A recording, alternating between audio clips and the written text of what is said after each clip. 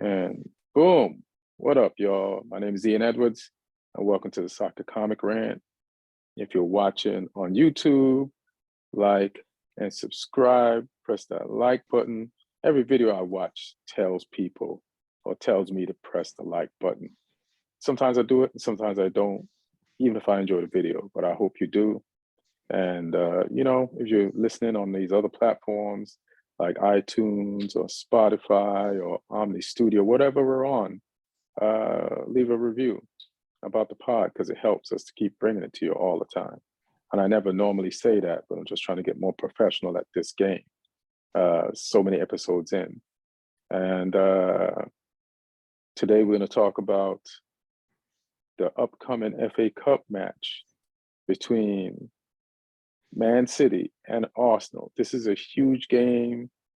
Even though it's an FA Cup, it has, let's say, Premier League repercussions because this is the young stallions coming for the old studs. That's just what it is. Like Arteta, he's a disciple of Pep. Pep's already worried about Arsenal. He's talking about Arsenal after games he didn't even play against Arsenal. So that's how much he's worried about Arsenal. They come up in every Pep post-game press conference. So he's definitely wants to be ready for that game. And then we're going to talk about Southampton versus Newcastle. They played midweek in semifinals of the Carabao Cup, and United played who did we play? Nottingham Forest yesterday. So we're going to get into that, and we're going to look into Wrexham coming up in the FA Cup and some other interesting FA Cup games or matchups this weekend. So what's up, y'all? What's up, Lee Hudson, stand-up comic from England, Southampton fan. What's up, fam? How you feeling? Hey, I'm all good. It's it's a weird time at the moment with Carabao Cup, FA Cup and stuff. We've got a little wait until the Premier League action picks back up again, but we're last few days of the transfer window as well. So see if anyone makes some moves. Certainly some clubs that need to, mine included. It's an interesting time of year. Did you get anybody? Did Southampton get anybody in this transfer window? We signed Mislav Orsic from Dinamo Zagreb, the sort of wide forward, and Charlie Alcaraz, who's exciting young centre midfielder from Argentina, 20 years old. But we need a centre forward. We need a centre forward badly. That's the one the fans are all crying out for. Because we create chances, we just don't put them away. Last two home games, we've lost 1-0. So hopefully that's a little message to the owners, like go and spend some money on a striker. So that's where we're at. Can't believe Shea Adams isn't cutting it for y'all. So surprised. I mean, I said at the start of the season. So he works hard. He's a good guy. He's got a good attitude, but he doesn't get you. He's never scored more than 9 goals in a season. He's not a double figures. Across all competitions or just in the Premier? In the Premier League. You need a striker in the Premier League that's going to score double digits. Otherwise, you're going to have a problem. Unless you've got like a whole bunch of crazy scoring midfielders and wingers, which we don't. We have James Ward-Prowse on free kicks, and that's it. Right. Need a bit more than that. Just a question for Shea Adams. You probably can't answer it, but Shea, are you doing everything possible to improve your scoring? Like, are you coming early to practice? Are you staying late to practice? When you go home, are you kicking the ball in your back garden or any place in your house up against the wall? Like, while you're waiting for the laundry to dry? Like, what are you doing? Like, just push it a little bit more because the hopes of Southampton's entire survival could be on your legs back. So just do that for my mans and Lee here. All right, Shay? And for your legacy. I don't want to be talking about the championship on this podcast next season, but I might be at this rate. Yeah, man. Come on, man. Come on, Shay. Please do something. So we're going to talk about, we got games that did happen. But before we're going to talk about games that did happen, we want to talk about a game that didn't happen yet. Tomorrow, Friday, big FA Cup matchup. It's Arsenal versus Man City. And this is big because this is the leader in the Premiership versus the team that's second in the Premiership, playing in an FA Cup game. Arteta is Arsenal's coach, and he was taught most of the things that he knows about football as an assistant coach under Pep. He also has two of Pep's players playing currently for his Arsenal team, even though Gabriel Jesus is injured. And Pep is very concerned about Arsenal because he mentions them, like I said before, in all his post-game press conferences in games that have nothing to do with Arsenal. And now this one does. So it's like if Pep wants to see if his message to his team is getting across, he has chance number 1 out of 3 to do it tomorrow. You know, to see if his team could put up that fight and De Bruyne and them could kick it into that winning gear one more time. You know, it's easier for Arteta to get his team up to beat Man City because they haven't really done it. But mentally, they seem like they're ready. It feels like it's their time ahead of what we thought, and everybody thought it was going to be their time. And they are this should be a telling match. I'm not going to say whoever wins this match is going to win the Premier League, but it's definitely could have some psychological repercussions for whoever wins or how whoever loses going forward. Like, who do you got in this game? I mean, I think the interesting thing is that they've not played in the league yet, these two. They're playing in February and in April, I think, in the league. So there's nothing to really go on yet so far this season with those two guys against each other. So the fact they're playing 3 times in the space of, you know, the next sort of 3.5 months is interesting. I mean, it's such a hard one to call because like I back City against anyone if City show up. But I mean, Arsenal deserve all the respect in the world for what they've done so far this season. Like we've spoken about it on previous episodes that this is a different Arsenal. This is, you know, this is Arsenal where they finally added some mentality to go along with the skill and the technique and the, you know, the sort of the attractive football that they play. They're playing it in a winning manner now. They're tighter at the back. They're fighting in games where they, you know, might have crumbled before. So it's a really hard one to call. I don't know if there's going to be any rotation from either team just because of the fixture, sort of the brutal fixture schedule, whether or not, you know, because Arteta's been playing the same starting 11 almost every game, apart from occasionally when someone gets injured or he feels the need to take someone off, like Ben White came off the other day. But, you know, Nketiah has been starting up top every game. It's always been Martinelli on the left, Saka on the right, Odegaard with Partey and Xhaka behind him. I'm not sure he has many people to rotate with because I think El Neni got injured this week and they're talking about they might need to bring in a centre midfielder as cover. So I don't know if Arsenal can rotate. City have got the deeper squad. So I don't know if Pep or he might want to rotate just because they've not been, some of those players haven't really been doing it as well. Obviously they turned it around against Wolves and trashed them and turned it around against Spurs after the poor first half they had. So I feel like City are coming back into form, which means I would probably just go with City at a real like smidge because they're at home as well. But I mean, it's like I say, so hard to call with the way Arsenal are playing right now, and they seem to be relentless. But I just don't know if maybe it's a game too much for their sort of thin squad, and they might end up rotating and putting people in that are going to cost them. I don't know. If Arsenal go full strength, though, they could get something, but at what cost? Because there's league games coming up soon as well. I feel like Arsenal has to try to win this game because they want to be at full confidence when they face City in the league. And if they could go to City and win there, then this will definitely boost their confidence. And I feel like the last season, Arsenal lost this game against City, where in the first half they created multiple chances, didn't put them away, and then they made some mistakes, like just like immature mistakes for how young they were back then. Those mistakes made sense, and then somebody got sent off. It might have been Xhaka, and City kind of won a game they were being outplayed in. But now this is a better Arsenal, like we always discuss on this show, and their mentality is right.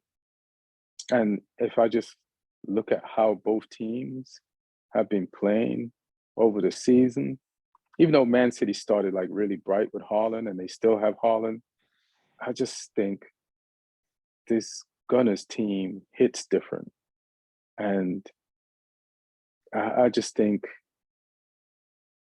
it's tough to, it's just, I'm not even looking at like, the way they're playing almost makes me want to ignore that Man City has a Haaland.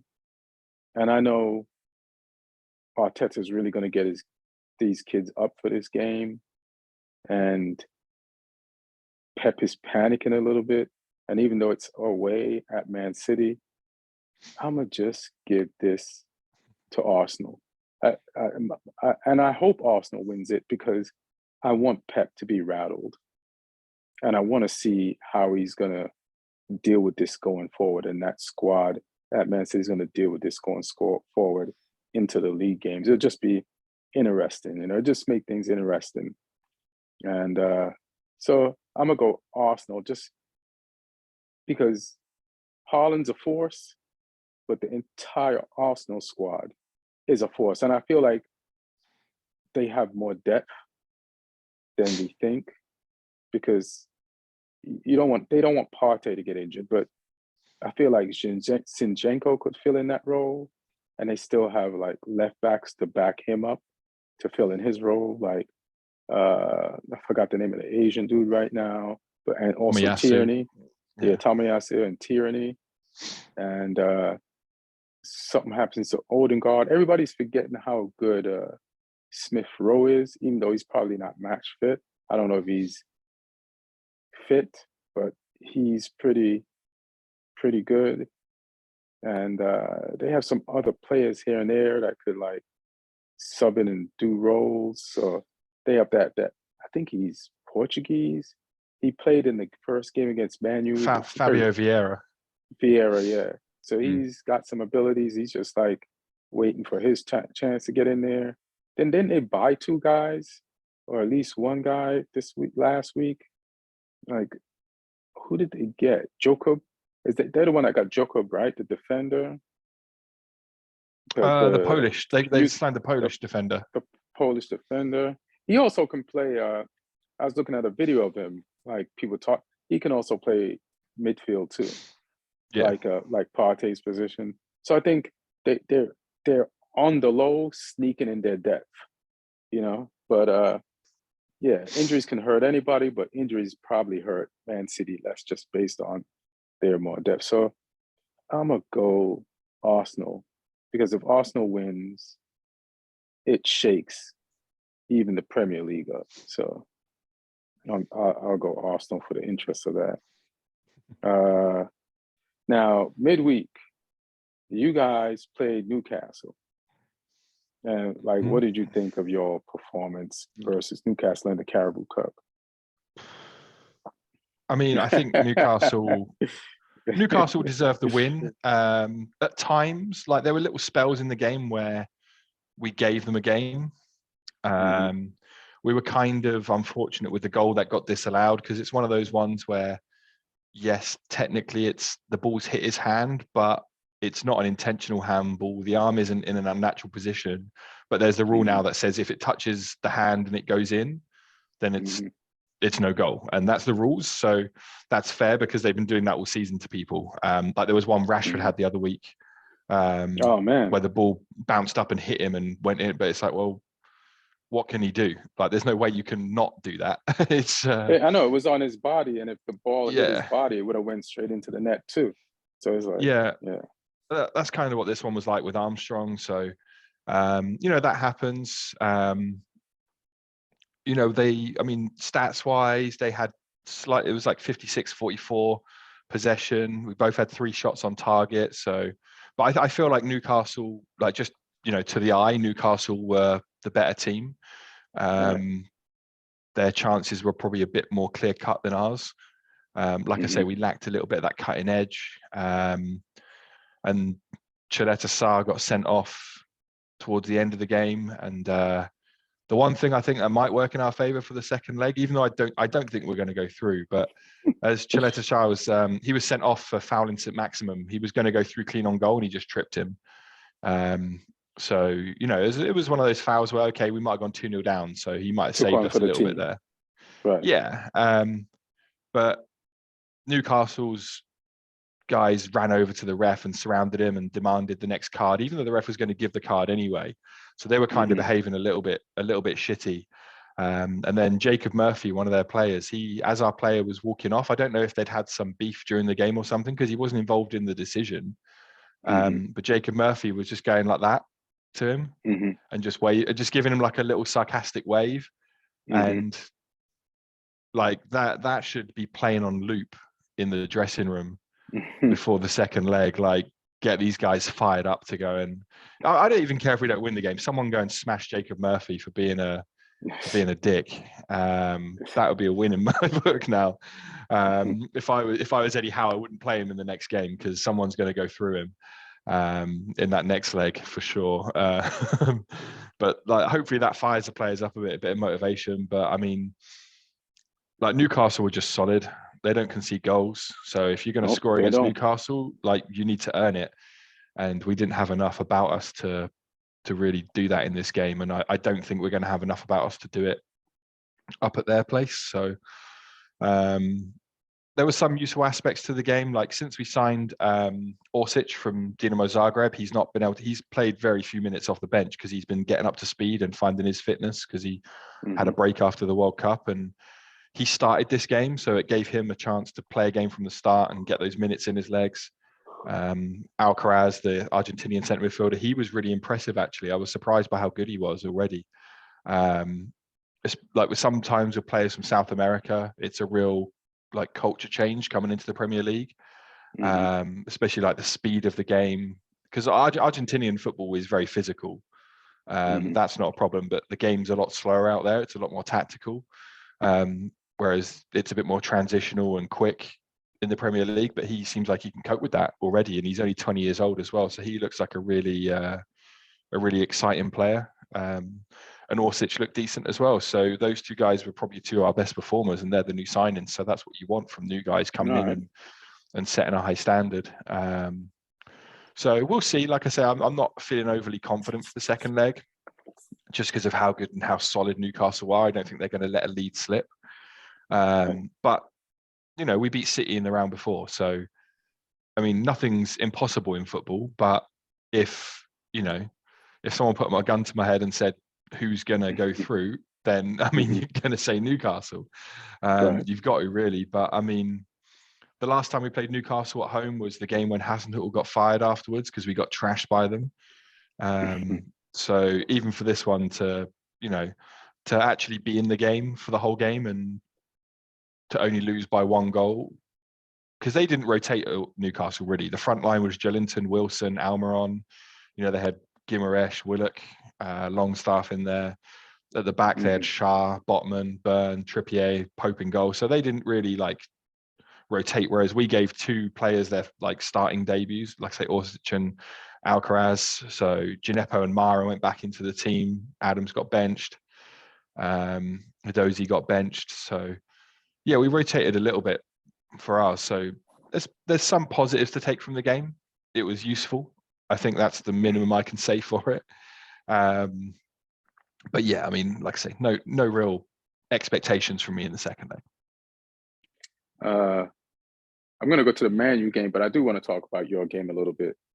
Like, I felt you guys played good for spells, like you said, and there was a decent amount of moments of fluidity, and like oh, that's good control. That's a good flip pass to another. That's a good 1-2. That's good comboing through the middle of the field. That's good stopping them from going down your middle and winning the ball back and turn counterattack into a press. There was like a lot of that, and it was a back and forth game. And it wasn't until like Isaacs came on, because I don't think he started that. Yeah, he didn't. Yeah, his fresh legs, and he's a high quality player, and they could bring stuff off the bench that you guys don't even have in experience and just in talent. Like, Yeah, when you can it bring wasn't. Isak and Maximum off the bench, that's you're in a Yeah, pretty good position.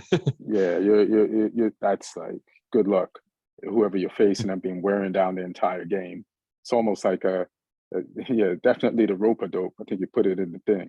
And then Isaac just faked right, went left, went down the line, and crossed that ball in. And Joe Linton, who, when Newcastle bought him, couldn't score, to the point that they made him a midfielder, and now he's scoring his ass off. Like, to me, Joe Linton was the first Almiron of that team.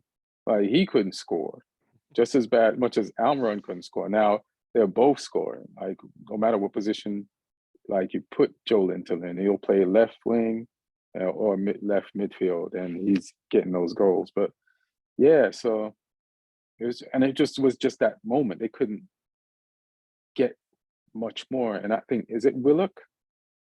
He blew some chances. Like, he Hmm. blew some, like, he had some glaring misses that he's gonna have to make up for to those Newcastle fans, like, in matches coming up.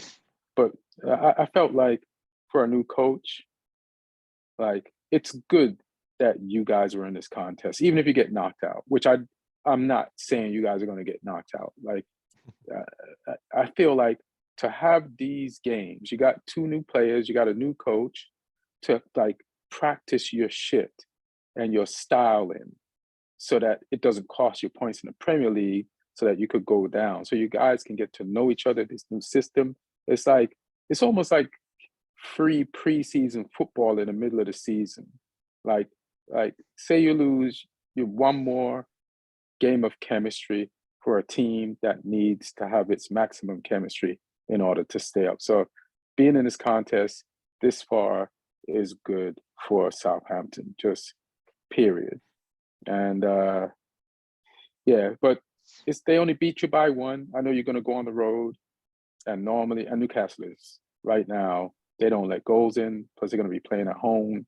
But these are the type of contests, man, that anything could happen, and it'll be crazy if, like, Nathan Jones gets Southampton up for this game and they do something. That'll, like, definitely boost their confidence for the Premier League against the number 3 team in the Premier League, in a competition that's not in the Premier League. So yeah, anything's possible. And the reason why I bring that part up last is for the united fan bases that have podcasts that are talking about, we are going to win this contest because we beat Nottingham Forest 3-0, and they just don't believe that Newcastle is real if we have to face them in one game at Wembley. Like, and think like it's going to be a formality. Put some respect, first of all, on Nottingham Forest, because crazier things have happened.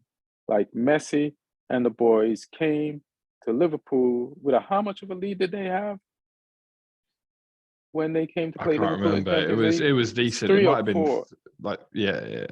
Yeah, and Liverpool won. And none of these teams are on this level, but like the craziest scores have happened in football. I know Ten Hag has been solid, and he's actually really good. Man United actually really being good at beating teams like Forest. But I don't want us to take this for granted. I don't want us to, like, have our heads in the air.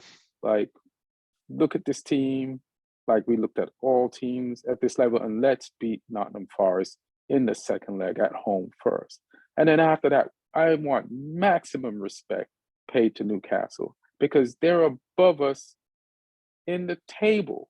So, and they've been racking up points since the end of last season. The second half of last season, they racked up just as much points or close to the amount of points as Man City and Liverpool, and they're doing it again this year with the exclusion of Liverpool. They're up there. Like, this team is not a joke. Eddie Howe has got this. If we're talking about mentalities, this team, Newcastle, got a mentality. Nobody from any United fan base or website or channel should be like, we got this. No, this is a real challenge.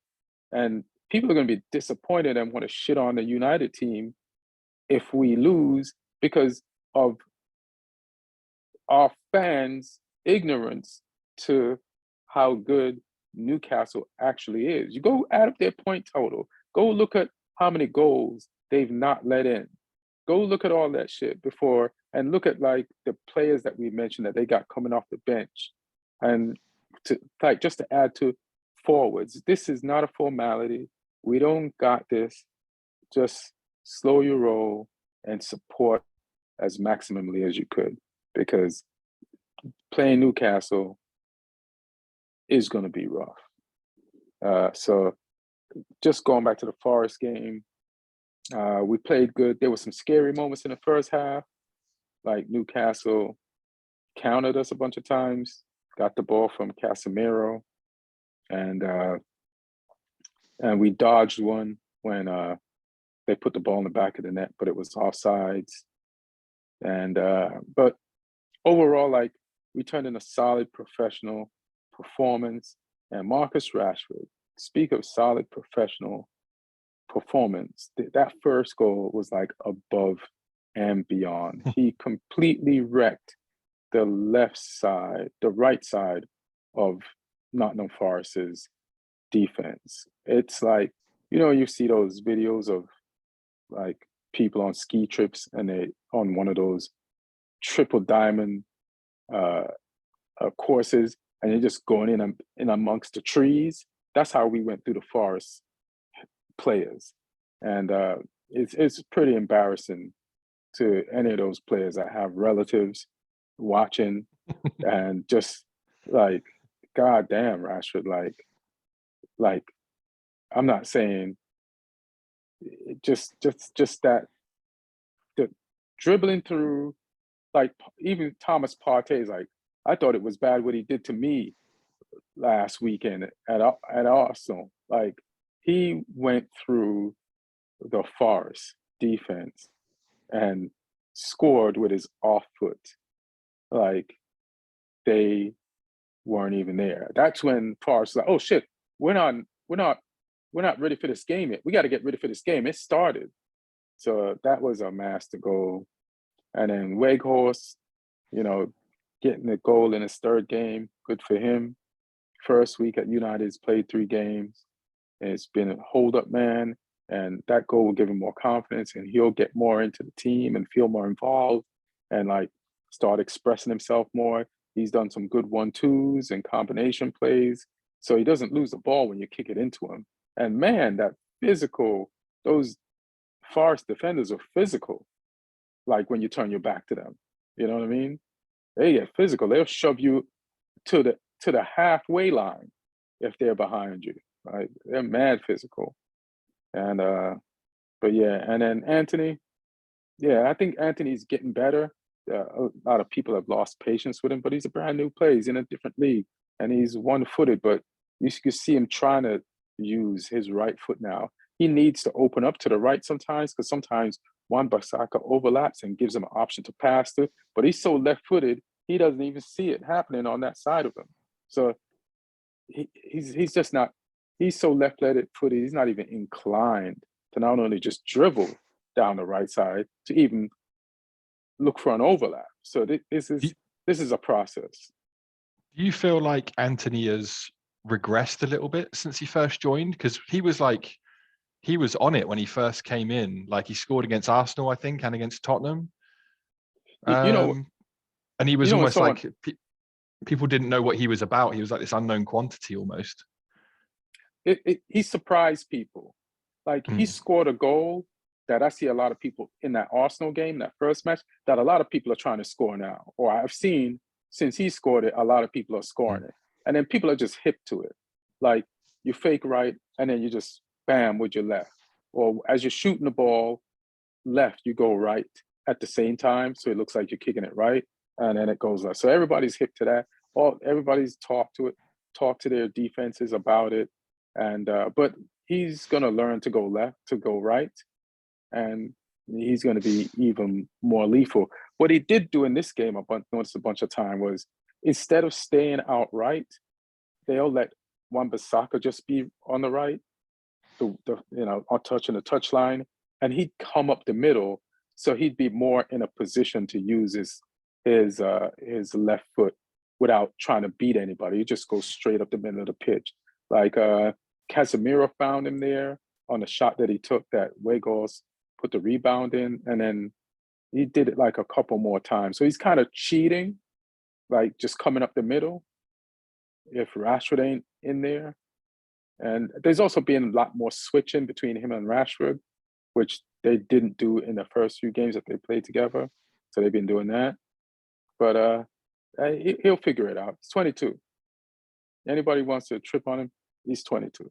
Like, Yeah. You want your player to sometimes you have to get worse to get better.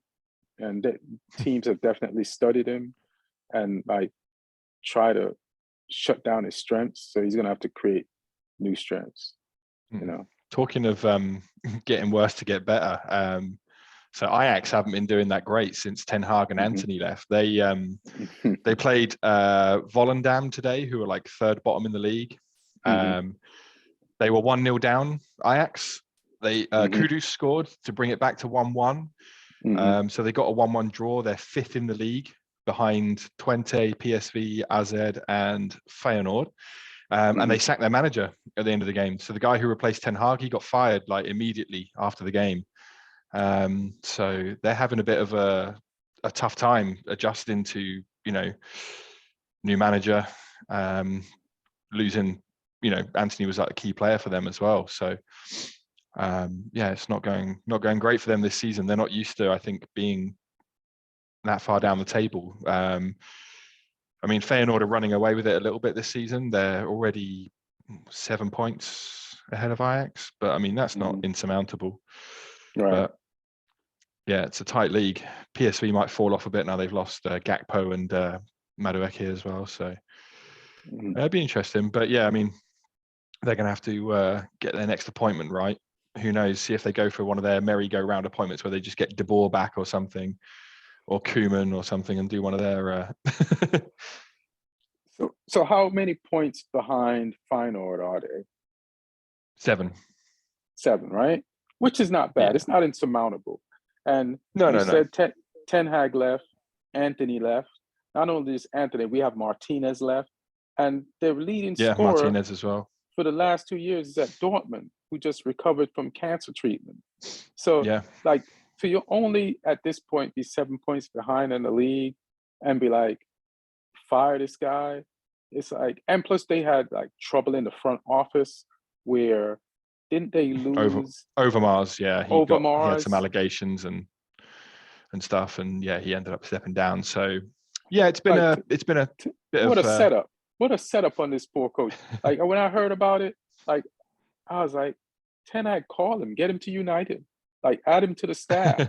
Like he was Ten Hag's, like one of his people when at Ajax, right? Like when he was there, that's what I'm assuming. Like he got promoted as soon as Ten Hag left. So I'm like, bring him to the Premier League, add to your staff, and let's all win out of this situation. And if they're gonna like this guy like act like he's some failed coach when you took away, like you collected all this money for these pieces, whether you wanted to get rid of those pieces or not, and then it's this guy's fault. Fuck it, come to United, we treat you right. But yeah, I mean, it's one of those things in football, isn't it? When a manager leaves and, like you say, key players leave, a team goes into like a transitional cycle. Sometimes teams can regenerate really quickly with smart recruitment, and other times it takes them a season or two, or sometimes longer to figure out. I think in the Dutch league, there's, you know, it's competitive enough league, but there's a real like drop off after the top teams. So it's not quite as ruthless as the Premier League, where you saw it with Arsenal. You know, I mean, even towards the end of the Wenger era, they fell right off, and then under a couple of managers, they just, under Emery, they didn't really get anywhere, and then it took them a while to, you know, until this season really, to become a challenger again. United, after Fergie left, it's Yeah. been it's been a lot of transition. So Yeah, they just David Moyes them over there. Exactly. So football's all about cycles, and sometimes those cycles can take a little bit longer when it's a rebuild process, and seems like they're going through there at the moment. Yeah, I'm just gonna slide over to the FA Cup, because you mentioned before we started like some interesting matchups. So there's United versus Reading, and tell me why that's interesting again. Paul Ince, Man United, stalwart of the 90s, playing in that centre midfield.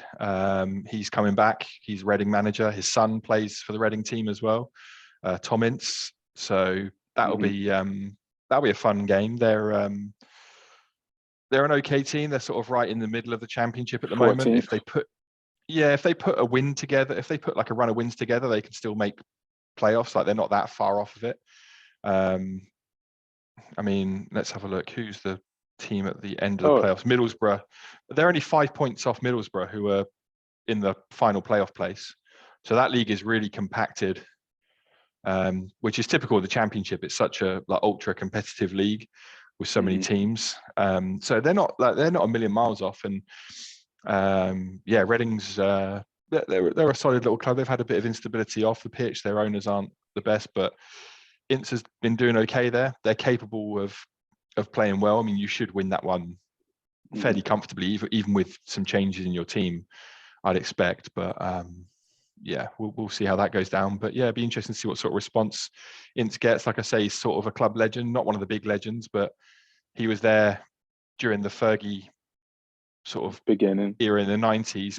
When he left, obviously before, the real success, like the treble era and stuff. He left just before that, but mid 90s he was there when they were just winning back to back titles and stuff. And he was one of the solid players in that centre midfield. So he should get a good reception. I'm sure he's been back with teams before, like he was Blackburn manager for a little bit when they were in the Premier League. So he probably came back to Old Trafford then at some point, but that was a while ago. So it's his first visit back in a while, I think. It's tough. It's hard for me to like figure out how I feel about Ince, because the main stuff you're saying is like he was with United back in the day in the beginning of Fergie, and they won a bunch of things like back-to-back leagues and stuff like that. And I know he was like a linchpin in that, but then we got rid of him and we continued to do that and do even better. And then he went to Arsenal. Did he go to Arsenal? Or I think he went to Inter Milan. Was his move after United? But he did end up like playing for like one of our like lead. He went to Liverpool. He went to Liverpool. At one point, I think he went to Inter and then then came back to United, Inter, Liverpool. Yeah, so it's tough to think about a guy that played for like us, but then Liverpool, which you can't always hold against somebody. You go to where they want you. But then when I hear him like being interviewed about United sometimes, like there's this like you could feel when somebody has something against United. You know what I mean? And it could be because maybe he wanted to stay there and be a part of what was going on. I don't know what the circumstances was around his departure, but I kind of feel like he has this resentment. Like I feel it and I hear it when he's talking about United, especially when we're not doing good. Like it's there. It's pretty evident to me. So then because of that, mostly like his post-United interviews or criticism, like I understand when ex-New United players like Keane and Scholes and them do it more. It's probably the same thing, but I don't know. Something about Ince, and also something about Ince is it's tough. Like in America, when you're Black American, if you don't sound a certain way, they say you're kind of like a sellout. You know what I'm saying? Like there's this criticism of you like not being Black enough, and then so tell me if this is true. Is that vibe about Ince in England? Because I can't tell the difference between English accents. It's not anything I've heard leveled at him before. No. Okay. All right. I don't know. I also sense that, but and it shouldn't even be anything I bring up, but I guess I just wanted to know, like, how do Black people in England feel about like Ince, you know, like as a Black man. But he's old school, and he's all about hard work and putting your head down, and and I'm glad he's at Reading because a lot of Black coaches, especially even in the championship, that's pretty, it's good for a Black coach to have a job in the championship. We should have more jobs in the Premier League, much less the championship. So I wish him success, but not on Saturday against us in the FA Cup, because I don't want his resentment to beat us. So that's the interesting thing about this match. Another interesting match you brought up in the FA Cup this weekend was Wrexham versus, who are they playing? Sheffield United. Sheffield United. And tell us why this Wrexham thing is interesting. I think they're the smallest club left in the competition. I might be wrong. There might be another championship, or there might be another National League team left in. I'm just trying to have a look at the draw. What but is I think the National League exactly? So it's the 5th division of English football. So you've obviously got Premier League, Championship, League One, League Two, and then the National League underneath that. So yeah, it's the 5th tier. I'm just having a look now. Accrington Stanley, League Two, they're still in. Fleetwood, I think, might be League Two or League One. Just looking at these teams. Grimsby are League Two. So there's a handful of League Two teams. Stevenage as well. Obviously after they beat Villa. So yeah, Wrexham are officially the lowest ranked team in the competition now. Although they have profile because owned by obviously Ryan Reynolds and Rob McElhenney of TV, Hollywood, film fame and everything. So yeah, there's a lot of attention on them. There was the documentary on Disney Plus as well about them, about their involvement in the club, and they seem to be getting a lot of stuff right there. They've raised the profile of Wrexham without doing it in a tacky way. They've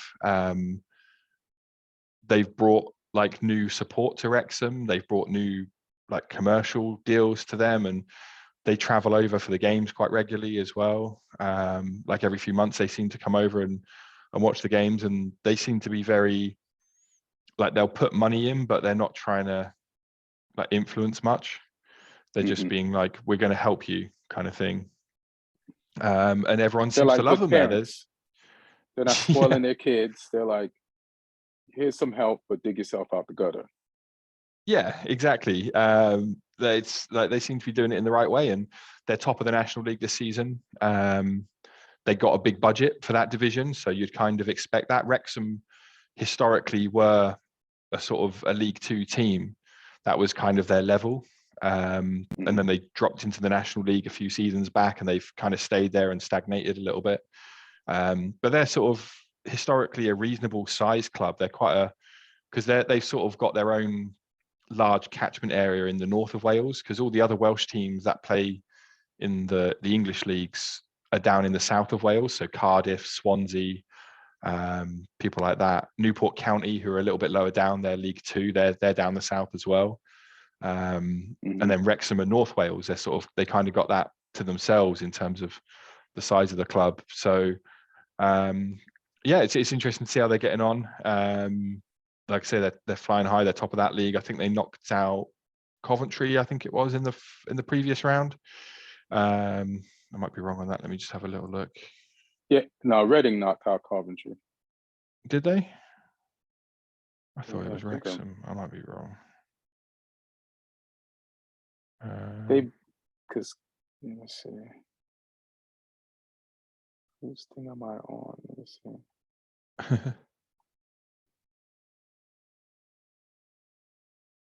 Oh no, they beat Coventry in the third round. Wrexham 4-3. Yeah. So yeah, I mean it's a fun story. It'd be interesting to see if they can progress another round, or playing against championship opposition might be. I mean, it wasn't too much for them when they played Coventry, but Sheffield United, I think, are a bit of a stronger team. I mean, let's have a look. Sheffield United are second in the table, so Coventry are 15th in the table. So it's another level of opposition for them. We'll see if they can do it. And are they fully pro? Yeah. Oh yeah. Almost every team in the National League is. I think all of them are now. So some aren't fully pro. I don't know if this season they might all be pro now, but historically, like when I was young, that league was completely semi-pro. I was in like the reserve teams of a couple of teams in that division when I was a teenager. I was a goalkeeper, so I couldn't really break into the first team as a teenager. Like no one wants to play the 17, 18-year-old goalkeeper. They're like, oh, if the 28, 29-year-old first choice goalkeeper gets injured, it's like, can we get someone on loan? We don't want to put this we don't want to put this skinny kid in the because I was a skinny kid, not now, but back then. So yeah, I was around a couple of teams at that level, and yeah, back then I know that the teams were semi-pro. They were still getting paid an okay amount, but the players all had other jobs as like personal trainers or things like that, or teachers and like PE teachers. But yeah, it's pretty much another one of the professional divisions now. There's even some teams in the division below, because the National League is fully national, but then it splits into a North and South division if you go down to the 6th tier. And there's even some teams in those divisions that are fully professional now. Damn. So it's yeah, it's crazy that such a small island can sustain so many pro football clubs. It's like a club for each person. It's like, how do they even get people in these stands to watch these games to make the money? To be like, England is really football crazy, like way more than I thought. I knew they were football crazy, but they prove it on a day-to-day, club-to-club basis, man. That's bananas. Good for them. Yeah, it's pretty mad. But yeah, Wrexham are very professional. They've signed a few players from like the leagues above as well. There's a centre forward there called Paul Mullen, who he was top scorer in League Two for Cambridge United, and Cambridge United got promoted, but he chose to leave them and leave the chance of going into League One. He's like, I want to be on Netflix. Yeah, after finishing top scorer in League Two, he dropped down a division rather than go up with his team to go play for those guys. Did he go up in pay? Yeah, he's getting paid more. So that's the power that Wrexham have with their budget. Let me just have a look at National League top scorers to see where he is, because me and my friends always used to bet on him when he was playing for Cambridge. Bet on him to score. It was like a surefire bet. He scored 20 goals already this season. Jesus. In how many games? For Wrexham, I'm not sure how many games he's played. He's only second top goal scorer in that league though. Someone scored 22. So yeah, they're doing okay. But yeah, I mean, they should cause Sheffield United problems. Whether they've got enough about them to win against such a strong opposition, I don't know. But it'll be an interesting game to have a look at. All right. Yeah, I'll see what time their game is and see if I can like actually check out Wrexham play. The funny thing about the documentary, like every person I know that knows I pay attention to soccer has only watched the documentaries on, I think it's Netflix, and then started talking soccer to me. And like their knowledge of like the tier system and promotion is startling. Like I be talking to like people who don't even watch American sports, and they're telling me, yeah, and if you do this and blah blah, and I'm like, damn, this documentary series has done wonders. Like, you know how difficult it has been for me over the years to explain relegation and promotion to like American people. It does not exist here. And then for them to be telling me about that shit, I was like, yeah, thanks. It was so tough to like tell it to even somebody who paid attention to sports in America, that shit. But now they completely understand it. So I haven't seen the documentary yet, but I know it's done a good job in explaining relegation and promotion to like its American fan base and new Wrexham fans. So that's dope. It's so crazy. All right. So listen, man, that's all we really got. We got those games. You want to talk about Lampard getting fired? We hinted at it. We prodded at it, and it kind of happened, and then it did happen. And Frank, you got the shaft, man. You went to a team that sold its leading scorer for that season, and you spent 31 million pounds, I think, and you should have just spent that 31 mil on like a forward, because that's who you really needed. And so you spend it on like Mopai and some other people and a bunch, and that's just get a forward. And now I think Bielsa taking this job. He's flown into the country. He was spotted at Heathrow today. He's coming to the country, but there's the talk is that he's not fully convinced by the squad they have that it can play his football. One of the things we spoke about in the chat today was let me convince him. Bielsa, no, don't do it. I want to convince you to not do it. Don't. This is a Sean Dyche job, bro. It's got some of his former players there. Like Bielsa, this is not the type of dudes that you should be. It's just not. It's just Ancelotti couldn't do it, Bielsa. Marco Silva couldn't do it, Bielsa. Martinez couldn't do it, Bielsa. Lampard couldn't do it, Bielsa, even though you're way better than Lampard. It just don't do it, fam. Don't. If anything, we probably have more of the profile of players that would have suited a Bielsa appointment, because he likes teams that work hard and have young, moldable players, which is what we have. So he potentially would have been a good fit for our squad, because that squad was already used to pressing under Hassan Huttel. The style of football in possession is very different under Bielsa, so they would have had to learn that. But we've got quite a lot of young technical players now, so he would have been potentially a good teacher for them. But we spoke in the chat about the fact that, you know, Everton they've looked at Bielsa, they've looked at Dyche, they've looked at Hassan Huttel. Apparently they've looked at this would be an interesting one, Ancelotti's son, Davide, he's part of Ancelotti's staff at every club he goes to. So he's obviously learning from his dad. But he was linked as well, because he was with him at Everton, so he knows the club. And there's obviously, you know, he's had a good teacher. But the fact that they've been looking at such a variety of candidates who play different types of style of football would worry me if I was an Everton fan, because it means the board don't understand what type of squad they have. They don't know what type of team they want to be. I think they do, but they also like, we could play exciting football, and that'll make the fans not want to kill us if you get Bielsa. Even though this is not the. I think they're thinking that's the only thing you could be thinking if you're thinking Bielsa. There's like, if the fans don't like the style of football, but this is a Sean Dyche team, and I was listening to some stats, and Everton's defensive record is actually, is it good or decent? Like, maybe I'm mixing that up. I don't want to say that and then it's not, but they need to like start defending better and grinding out games and getting a point here or there because you have no scorers unless, what's his name is fit, which I don't know if he is, or Calvert-Lewin. Calvin-Lewin, yeah. And then just to be that one-man forward. He's played some games recently.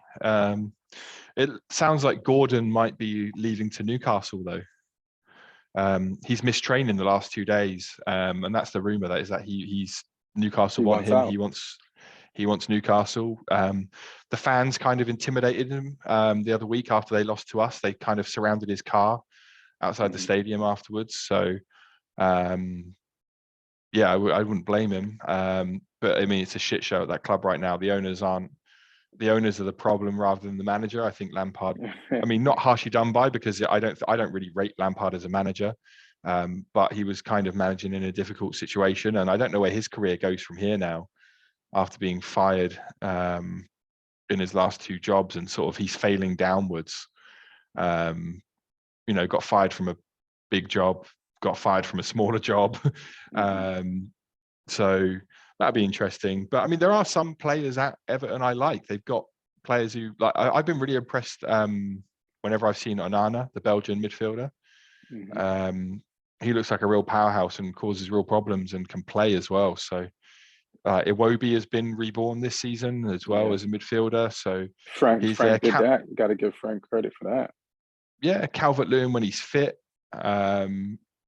Which is never obviously a good player right now. Yeah, right now.